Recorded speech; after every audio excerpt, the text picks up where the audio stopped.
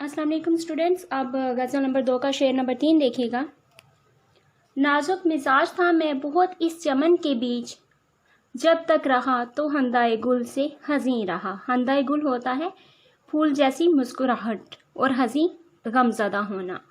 मफ़हूम देखिएगा, मैं इस दुनिया में ऐसा नाजुक मिजाज था कि फूल के खिलने पर भी अफसरदा हो जाया करता था। अब यहाँ पे देखें तो शायर ने जो है यहाँ पे मुबालगा अमेज़ी से काम लेते हुए जो है वो बात को बयान कर रहा है। मुबालगा अमेज़ी होता है बात को बढ़ा चढ़ा कर बयान करना, यानी नरम जो मिजाज है या नाजुक मिजाज है वो मुबालगा अमेज़ी में बात कर रहा है। इसके अलावा इसने बहुत सारे इस्तारात से भी काम लेते हुए दिखाई देता है। इस्तारात यानी उधार लेना, आपने फर्स्ट ईयर में ग्रामर ये पढ़ी हुई है, इस्तारा क्या होता है। अब जो है वो इस तरह से जो है मुबालगा अमेज़ी से भी काम लेते हुए नाजुक मिजाज होने का जिक्र करता है और इस्तारात का इस्तेमाल इस तरह से करता है कि जो पढ़ने वाला होता है इसकी शायरी उसको यूँ मालूम होता है जैसे ये उसकी ही कोई दास्तां हो। अब शायर कहता है कि इस दुनिया में रहते हुए इस दुनिया में हंसमुख और खुश मिजाज अफराद हर जगह दिखाई देते हैं। इंसान की फितरत भी है कि जब देखें इंसान अंदर से खुश होता है तो तभी बैरूनी भी उसकी खुशी नज़र आती है। लेकिन अगर इंसान अंदर से ही खुश ना हो तो चाहे बाहर दुनिया में जितनी भी रौनक हो, रंगीनी हो, लेकिन अगर उस इंसान का अंदर से वो खुश नहीं है, अंदर से वो परेशान है, तो उसे दुनिया की रौनक से भी कोई फ़र्क नहीं पड़ता। तो शायर भी यहाँ पे इस तरह से नाजुक मिजाज है कि वो उसको लगता है कि जो उसका अंदर है वो एक बंजर ज़मीन की तरह हो चुका है कि बाहर जितनी भी रंगीनी हो उसे कोई फ़र्क नहीं पड़ता। अब अगर इसको देखें तो ये इश्क मजाजी के एतबार से भी इस चीज़ को देखें कि वो अपने महबूब के तड़प में ऐसा हो गया है कि उसे महबूब की तरफ से कोई खुशी नहीं मिलती, तो वो अंदर से भी उसकी कोई खुशी नहीं है, जिसकी वजह से वो दुनिया से ला ताल्लुक़ सा हो गया है कि अगर खुशी भी हो तो उसे खुशी नहीं लगती, उसे गम ही लगते हैं। दुनिया जो है उसे बेहिस बना चुकी होती है। कुछ इंसान के मसाइब होते हैं, तकलीफ़ होते हैं, परेशानियां होती हैं। और अगर इश्क़ मजाजी में इस शेर को देखें तो महबूब से जुदाई हो सकती है, महबूब के जुल्म सितम हो सकते हैं। तो जब इंसान की ये हालत हो जाती है, चाहे वो परेशानियों की वजह से हो या कुछ भी हो, तो इंसान जो है वो फूलों के खिलने पर भी अफसरदा हो जाया करता है, यानी उसके इर्द गिर्द बहारें ही क्यों ना हों। लेकिन जब इंसान अंदर से खुश नहीं होता तो वो बाहर से भी खुश नहीं होता। अब तो खुशी का गम है ना गम की खुशी मुझे, अब तो खुशी का गम है ना गम की खुशी मुझे, बेहिस बना चुकी है बहुत ज़िंदगी मुझे। अब इसके अलावा शायर जो है वो सुनाटे से भी इतना मानूस हो गया है तो कि कोई बोले भी तो उसको बुरा लगता है। जैसे इतना मानूस हूँ सुनाटे से मैं, सॉरी यहाँ पे टे आता है, इतना मानूस हूँ सुनाटे से मैं, इतना मानूस हूँ सुनाटे से, कोई बोले तो बुरा लगता है। तो ये इंसान का अंदरूनी होता है कि जब इंसान अंदरूनी तौर पर खुश नहीं है तो कोई बोले भी तो उसको बहुत बुरा लगता है, क्योंकि वो तन्हाई पसंद का शिकार भी हो जाता है। जैसा मूड हो वैसा मंजर होता है, मौसम तो इंसान के अंदर होता है। ठीक है, जैसे मैंने पहले बात की कि जब इंसान की जैसे अंदरूनी अगर खुशी है तो ज़ाहिर भी वो खुश होगा, लेकिन अगर अंदरूनी ही वो तकलीफ़ मुसीबतों की वजह से परेशान है तो बाहर दुनिया की चाहे जितनी भी रौनक हो लेकिन वो परेशान ही दिखाई देता है। तो इसी तरह से शायर भी अपनी यही हालत जो है वो बयान कर रहा है। दरअसल शायर जो है वो कहता है कि मैं इतना नाजुक मिजाज था कि बाग में फूलों की मुस्कुराहट देखकर भी गमगीन हो जाता। तो ये एक नफ्सियाती मसला होता है इंसानों की कि इंसान का जो दिल होता है, दिल की दुनिया वीरान हो तो बाहर की रौनकें और खुशियाँ भी इस पर कोई असर अंदाज नहीं होती। तो वही बात आ गई कि जैसा मूड हो वैसा मंजर होता है, मौसम तो इंसान के अंदर होता है। ठीक है, तो इसी तरह से शायर भी जो है वो फूलों के खिलने से भी जो है वो परेशान सा हो जाता है। तो ये हो गया शेर नंबर 3। आगे शेर नंबर 4 देखिएगा। हमदम जो देखता हूँ तो पहलू में दिल नहीं, हमदम जो देखता हूँ तो पहलू में दिल नहीं, बैठा था उसके पास मेरा दिल वहीं रहा। ٹھیک ہے. اب مفہوم دیکھیے گا، عاشق کا دل محبوب کے پاس ہی رہ گیا ہے. اب یہاں پہ جو ہے وہی عشق مجازی کا ذکر آتا ہے کہ جب عاشق کے سامنے اس کا محبوب بیٹھا ہو تو وہ دنیا کی ہر چیز جو ہے وہ بھلا دیتا ہے. اسے کوئی دنیا میں کیا ہو رہا ہے، اس کے ارد گرد کیا ہو رہا ہے، اس سے کوئی سروکار نہیں ہوتا. وہ بس اپنے محبوب کو دیکھتا ہی جاتا ہے، اس کی اداؤں میں ہی کہہ لیں کہ کھو جاتا ہے. اسے ارد گرد سے کوئی سروکار نہیں ہوتا، کیونکہ اس کے دل پر جو حکومت ہوتی ہے وہ تو صرف اس کے محبوب کی ہوتی ہے. اس کا دل جو ہے وہ محبوب کی رعیت ہے، اور جس کی یہ ملکیت ہے، یہ دل خود اسی کی قربت کو ترجیح بھی دیتا ہے. ٹھیک ہے. اس پر اس کے دل یعنی عاشق کے دل پر بھی عاشق کا کوئی اختیار نہیں ہوتا، کیونکہ اس کے دل میں صرف اور صرف اس کا محبوب سمایا ہوتا ہے. تو یہاں پہ بھی شاعر ہمیں یہی بتا رہے ہیں کہ عاشق کا دل محبوب کے پاس ہی رہ گیا ہے. یعنی وہ اپنے دوست سے مخاطب ہو کر کہتے ہیں کہ میں جب اپنے محبوب کے پاس بیٹھا تو میں بس اسی کا ہو کے رہ گیا، مجھے ارد گرد کی کوئی ہوش و خبر نہ رہی کہ ارد گرد کیا ہو رہا ہے. تو یہاں پہ وہ اپنے دوست کو بتا رہے کہ جب میں اپنے محبوب کے پاس بیٹھا تھا تو میں اس کی صرف ادائیں ہی دیکھ رہا تھا اور اس کی دلکش باتوں کو سن رہا تھا، اور میرا دل اس کی طرف مائل ہو گیا اور مجھے پتہ ہی نہیں چلا کہ یہ کب ہو گیا. اور جب دیکھیں دل کسی پر آ جاتا ہے نا تو صرف اسی کا ہو جاتا ہے، پھر انسان کو کوئی ہوش و خبر نہیں رہتی. تو جب وہ اس کی اداؤں میں کھو جاتا ہے تو اسے دنیا سے کوئی جو ہے سروکار نہیں رہتا. ٹھیک ہے. ساری دنیا سے دور ہو جائیں جو ذرا تیرے پاس آ بیٹھیں. اور جب وہ سامنے ہوتا ہے تو صرف دل اسی کا ہوتا ہے. جیسے ہے کچھ اس ادا سے آج وہ پہلو نشیں رہے، جب تک ہمارے پاس رہے ہم نہیں رہے. یعنی جب تک اس کا محبوب اس کے پاس تھا تو تب تک وہ اس کو معلوم ہی نہیں کہ وہ کہاں پہ ہے. جب تک ہمارے پاس رہے ہم نہیں رہے، یعنی جب تک وہ محبوب اس کا پاس تھا تو وہ صرف محبوب کی اداؤں، اس کی دلکش باتوں کو ہی سن رہا ہے، اسے اپنی کوئی ہوش و خبر نہیں ہے. پھر نگاہ لوٹ کر نہیں آئی، ان پہ قربان ہو گئی ہوگی. ٹھیک ہے. جب وہ واپس بھی آتا ہے لیکن اس کا دماغ جو ہے وہ صرف اپنے محبوب کی یادوں میں ہی کھویا رہتا ہے. یہ تھا شعر نمبر 4. آگے شعر نمبر 5 دیکھیے گا. شعر نمبر 5 دیکھیے گا. آخر کو ہو کے لالا اگا نو بہار میں. آخر کو ہو کے لالا اگا، لالا یعنی سرخ رنگ کا گلاب ہے، نو بہار یعنی نئی. ہونے شہید عشق نہ زیر زمیں رہا. ٹھیک ہے.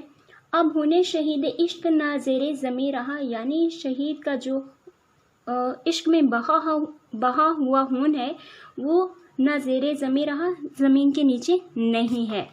تو یہاں پہ دیکھیے گا، موسم بہار میں شہیدوں کا ہو گل لالا، یعنی سرخ رنگ کا جو گلاب ہے کی صورت میں اگ کر زمین سے باہر آ گیا ہے.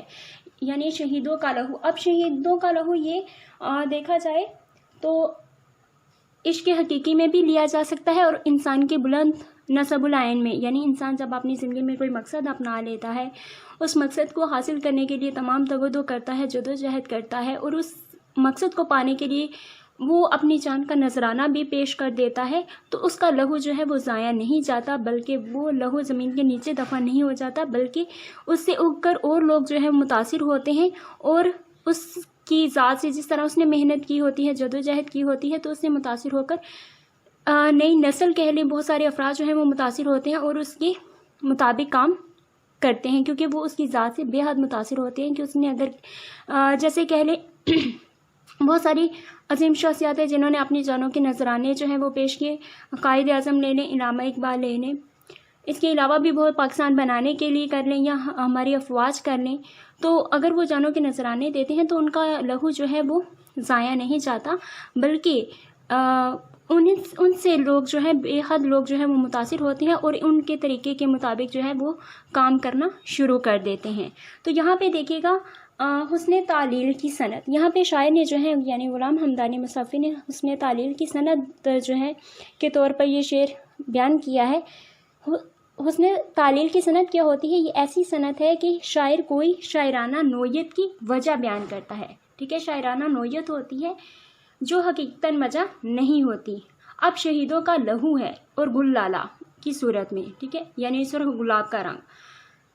اب جو خون ہوتا ہے وہ زمین کے نیچے نہیں ہوتا بلکہ اگ کر کہہ لیں کہ باہر آتا ہے، پھول بنتے ہیں اس سے. تو اسی طرح سے اس نے تعلیل کی یہاں پہ سند کو بیان کیا ہے کہ شہیدوں کا لہو کبھی بھی رائے گا نہیں جاتا. جیسے شہیدوں سے متعلق ایک بہت مشہور شعر ہے، آپ کو معلوم ہوگا، شہید کی جو موت ہے وہ قوم کی حیات ہے. شہید کی جو موت ہے وہ قوم کی حیات ہے، لہو جو ہے شہید کا وہ قوم کی زکوٰۃ ہے. یعنی جیسے شہیدوں کا لہو جو ہے وہ کبھی بھی رائے گا نہیں جاتا، شہید کبھی بھی جو ہے وہ مرتا نہیں ہے بلکہ وہ زندہ رہتا ہے. اسی طرح سے اس کے علاوہ شاعر نے جو ہے بلند نصب العین کا بھی ذکر کیا ہے کہ دراصل شاعر جو ہے بلند نصب العین کے ذریعے لوگوں کو پیغام دے رہا ہے کہ بلند نصب العین اور عظیم مقصد کے لیے جو ہے اپنی جان جیسی قیمتی شے قربان کرنے والے مرتے نہیں ہیں، بلکہ لوگوں کے دلوں اور تاریخ کے صفحات پر ہمیشہ ہمیشہ ان کا نام زندہ رہتا ہے. جیسے شعراء کرام کو دیکھ لو جنہوں نے اپنی شاعری کے ذریعے لوگوں کو بیدار کیا، علامہ اقبال کو دیکھ لو، قائد اعظم کو دیکھ لو، اور بھی بہت ساری عظیم شخصیات ہیں، ان کو دیکھ لو کہ جو نہ جانے کتنے سالوں سے جو ہیں وہ دنیا میں موجود نہیں ہے لیکن ان کا نام پھر بھی زندہ ہے. تو اسی طرح سے جب لوگ ان کے مطابق چلتے ہیں تو وہ ان کا لہو یا ان کی جان جو ہے وہ ضائع نہیں ہوتی. بہے زمین پر پہ جو تیرا لہو تو غم مت کر، اسی زمین سے مہکتے گلاب پیدا کر. یعنی انسان چاہے اللہ کی راہ میں شہادت کا درجہ حاصل کر رہے ہیں یا چاہے محب وطن ہے یا مذہبی طور پر اپنی شہادت دے رہے، اللہ کی راہ میں جان کا نذرانہ پیش کر رہا ہے یا لوگوں سے جو ہے بھلائی کرتے ہوئے دار فانی سے کوچ کر رہا ہے، تو اس کا جو ہے کہہ لیں کہ اس کا لہو جو ہے وہ ضائع نہیں جاتا بلکہ اسی زمین سے مہکتے گلاب پیدا کر، بلکہ ان کی راہ پر بہت سارے چلنے والے اور بھی لوگ ہوتے ہیں. اور اسی طرح اگر اس عشق مجازی کے معنوں میں لیا جائے تو عاشق جو ہوتا ہے وہ اپنے محبوب کے لیے سارا جو ہے کچھ برداشت کرتا ہے. وہ کہتا ہے مرنا تو ہے ہی ہے، کیوں نہ عاشق محبوب کے لیے جو ہے وہ جان دے دی جائے. عشق کچھ محبوب کے مر جانے سے مر جاتا نہیں، روح میں غم بن کے رہتا ہے مگر جاتا نہیں. ٹھیک ہے، تو یہاں پہ موسم بہار میں شہیدوں کا جو لہو ہے گلالہ یعنی سرخ رنگ کا گلاب کی صورت میں اگ کر زمین سے باہر آ گیا. امید ہے کہ اس کی سمجھ آ گئی ہوگی. آگے شعر نمبر 6 دیکھیے گا. اب شعر نمبر جو ہے وہ 6 دیکھیے گا. دی جان ایسے ہوش سے اپنی کی حلق ہوتا ہے لوگ، جینے کا میرے دم آخر یقین رہا. یعنی میں نے اپنی جان کا نذرانہ جو ہے پیش کر دیا، یعنی اپنی جان اس انداز سے قربان کی کہ لوگوں کو ہمیشہ میرے زندہ رہنے کا یقین رہا. یا اس کے علاوہ ایک مفہوم یہ بھی کر سکتے ہیں، شاعر یہ کہہ رہا ہے کہ اس نے اس ہمت سے موت کو گلے لگایا کہ بے خوفی کے سبب لوگوں کو آخر دم تک ہماری موت کا یقین نہ تھا، یعنی اس کی موت کا لوگوں کو یقین نہ تھا. ٹھیک ہے، اب اس میں جو ہے وہ شاعر دراصل بے جگری سے موت کو گلے لگانے کی داستان جو ہے وہ سناتا ہے کہ اس نے کہنے کے بے جگری سے بغیر کسی خوف کے ڈر سے جو ہے موت کو گلے لگا لیا ہے. وہ کہتا ہے کہ موت تو آنی ہی آنی ہے، یعنی موت کا ایک دن معین ہے، نیند کیوں رات بھر نہیں آتی. یعنی ہر شخص جانتا ہے کہ اگر وہ اس دنیا میں آیا ہے تو ایک یہ ماندگی یعنی تھکن کا وقفہ ہے اور پھر اسے جو ہے اس دنیا سے چلے جانا ہے. جیسے ہے موت ایک ماندگی کا وقفہ ہے، یعنی آگے چلیں گے دم لے کر. ماندگی یعنی ہوتا ہے تھکاوٹ کا. تو یہ زندگی صرف ایک تھکن کا وقفہ ہے اور آگے انسان نے جانا ہے، یعنی موت آنی ہی آنی ہے، چاہے انسان جتنی بھی موت سے بھاگنے کی کوشش کیوں نہ کرے. لیکن وقت گزرنے کے ساتھ ساتھ جہاں پہ جس جگہ پر اس کی موت لکھی ہے وہ اللہ کی طرف سے جب حکم ہو جانا ہے تو اس نے اس دار فانی سے کوچ کر جانا ہے اور اپنے ساتھ اس نے کچھ بھی ساتھ نہیں لے کر جانا. تو وہ کہتا ہے کہ مرنا تو ہے ہی ہے، کیونکہ یہ جگہ ایسی نہیں ہے کہ جہاں پہ ہم لوگ دل لگا کر بیٹھ جائیں، بڑے بڑے ارادے جو ہیں وہ منصوبے بنانا شروع کر دیں، ایسا لگے کہ زندگی ایسے جئیں کہ جیسے لگے کہ ہم لوگوں نے کبھی جانا نہیں. ان زندگی کو ایسا نہیں جینا چاہیے. زندگی کو ایسے جیو کہ جیسے کوئی پتہ نہیں کہ انسان کب اس دنیا سے چلا جائے. اگر لمبی لمبی خواہشات انسان جو ہے باندھ لے گا تو پھر کیا ہوگا، وہ صرف دنیا کا ہو کر ہی رہ جائے گا، آخرت کے لیے بھی کچھ نہیں کر پائے گا. انسان کو پتہ ہونا چاہیے کہ یہ جگہ جو ہے یہ دل لگانے والی جگہ نہیں ہے. جیسے شعر آپ کے سامنے نظر آ رہا ہوگا، جگہ جی لگانے کی دنیا نہیں ہے، یہ عبرت کی جا یعنی جگہ ہے، تماشا نہیں ہے. ٹھیک ہے، تو یہ دنیا جو ہے یہ جی لگانے والی نہیں ہے۔ اس لیے شاعر یہ کہنا چاہتا ہے کہ اس نے بھی اگر جان جو ہے وہ اس انداز سے قربان کی ہے کہ لوگوں کو ہمیشہ اس کے زندہ رہنے کا یقین رہا، یعنی وہ اپنی زندگی میں اس طرح جو ہے ایک با مقصد زندگی گزار گیا۔ جیسے میں نے پچھلے شعر میں بھی بتایا کہ جو با مقصد زندگی گزار جاتے ہیں، نصب العین کی خاطر زندگی گزار جاتے ہیں، تو ان کا نام تاریخ کے اوراق میں ہمیشہ ہمیشہ کے لیے زندہ رہتا ہے۔ تو یہاں پہ شاعر غلام حمدانی مصفی بھی یہ بات بیان کرنے کی کوشش کر رہے ہیں کہ انسان کو زندگی اس طرح سے گزارنی چاہیے کہ وہ با مقصد زندگی گزارے، بے مقصد ہو کر زندگی مت گزارے۔ ہر انسان نے مرنا تو ہے، لیکن اس طرح مرے کہ مرنے کے بعد بھی اس کا نام جو ہے وہ زندہ رکھا جائے۔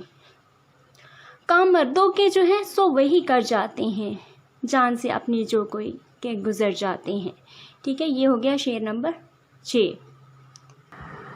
جی اسٹوڈینٹس، اب شعر نمبر 7 دیکھیں گا۔ یہ ہمارا آخری شعر ہے، کیونکہ جو لاسٹ بالکل آخری ہے، یہ سیکنڈ لاسٹ ہے، کیونکہ جو لاسٹ والا ہے اس میں تخلص استعمال ہوتا ہے۔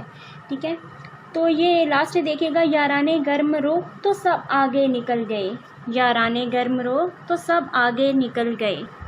یارانے گرم رو ہوتا ہے تیز رفتار دوست، ان میں سے میں ننگے قافلہ پیچھے کہیں رہا۔ ننگے قافلہ ہوتا ہے شرمندگی کا یا رسوائی کا۔ اب یہاں پہ جو شاعر غلام حمدانی مصفی جو ہے وہ خود کو بہت شرمندگی وہ محسوس کر رہے ہیں، وہ خود کو بہت سست اور کاہل کہہ رہے ہیں۔ یہاں پہ دراصل شاعر جو ہے وہ اس شعر میں محنت پر جو ہے محنت کہنے کی محنت کرنے کا درس دے رہے ہیں کہ محنت کرنی چاہیے، کیونکہ محنت کے بغیر جو ہے انسان کوئی بھی زندگی میں اعلیٰ مقام اعلیٰ مقصد حاصل نہیں کر سکتا۔ ہاتھ پر ہاتھ دھرے رہنے کا کوئی فائدہ نہیں ہوتا۔ تو یہاں پہ شاعر جو ہے وہ کہتے ہیں کہ تیز چلنے والے آگے نکل گئے ہیں اور میں پیچھے رہ کر قافلے کے لیے شرمندگی کا باعث بن گیا ہوں۔ انہیں لگتا ہے غلام حمدانی مصفی کو کہ ان کے جو دوست تھے وہ بہت جو ہے جدوجہد کرنے والے لوگ تھے، انہوں نے زندگی میں اعلیٰ جو ہے مقصد اپنایا، اس کے لیے تگودو کرتے رہے اور آج انہوں نے اپنی زندگی میں اعلیٰ مقصد حاصل کر لیا ہے، لیکن میں کہیں جو ہے وہ پیچھے رہ گیا ہوں اور میں جو ہے اپنے وطن کے لوگوں کے لیے یا لوگوں کے لیے شرمندگی کا باعث ہوں کہ میں اپنی زندگی میں کچھ نہیں کر سکا۔ کیونکہ دیکھیں تو زندگی جو ہے یہ ایک سفر ہے، مسلسل سفر، اور دنیا ایک کارواں جو رواں دواں ہے۔ کارواں کا کام اب کیا ہوتا ہے؟ کارواں جو ہوتا ہے یعنی قافلہ ہوتا ہے، اس کا کام ہے چلتے رہنا۔ جو اس کارواں کا ساتھ دیتے ہیں، کارواں انہیں ساتھ لے جاتا ہے، لیکن جو سست ہوتے ہیں وہ پیچھے رہ جاتے ہیں۔ جیسے شعر دیکھے گا سامنے ہے، چلنے والے نکل گئے ہیں جو ٹھہرے ذرا کچل گئے ہیں، یعنی جو چلنے والے تھے جنہوں نے کارواں کا ساتھ دیا وہ نکل گئے، وہ کسی نہ کسی مقام پر زندگی کے مقام پر پہنچ گئے ہیں، لیکن جنہوں نے سست روی دکھائی ہے وہ صرف شرمندگی کا باعث بن گئے ہیں اور اپنی زندگی میں اب بے معنی بے مقصد زندگی جو ہے وہ گزار رہے ہیں، اور ایسی زندگی کا کوئی فائدہ نہیں ہوتا۔ تو زندگی جو ہے وہ مسلسل جدوجہد کا نام ہے۔ جو لوگ کوشش کرتے ہیں، محنت کرتے ہیں، وہ اپنی زندگی میں آسائشوں کے دروازے بھی کھول لیتے ہیں، لیکن جو ہاتھ پر ہاتھ دھرے رہتے ہیں، محنت نہیں کرتے، سست روی کا شکار ہو جاتے ہیں، تو ایسے لوگ زندگی میں کچھ بھی حاصل نہیں کر پاتے۔ تو شاعر کو بھی لگتا ہے کہ اس نے زندگی میں کچھ بھی حاصل نہیں کیا۔ جیسے کوشش اور محنت کے لیے قرآن پاک بھی اس حقیقت کو واضح کرتا ہے کہ انسان کے لیے کچھ نہیں ہے سوائے اس کے جس کے لیے وہ کوشش کرتا ہے، یعنی جس کام کے لیے انسان کوشش کرتا ہے تو اللہ تعالیٰ کی ذات اس کا ساتھ دیتی ہے۔ اس کام چاہے کتنا ہی مشکل کیوں نہ ہو، اس کے کام میں آسانیاں پیدا کرتی ہے۔ ٹھیک ہے، تو مشقت کی ذلت جنہوں نے اٹھائے، جہاں میں ملی ان کو آخر بڑھائی۔ امید ہے کہ آپ کو جو ہے غزل نمبر 2 کی سمجھ آ گئی ہوگی۔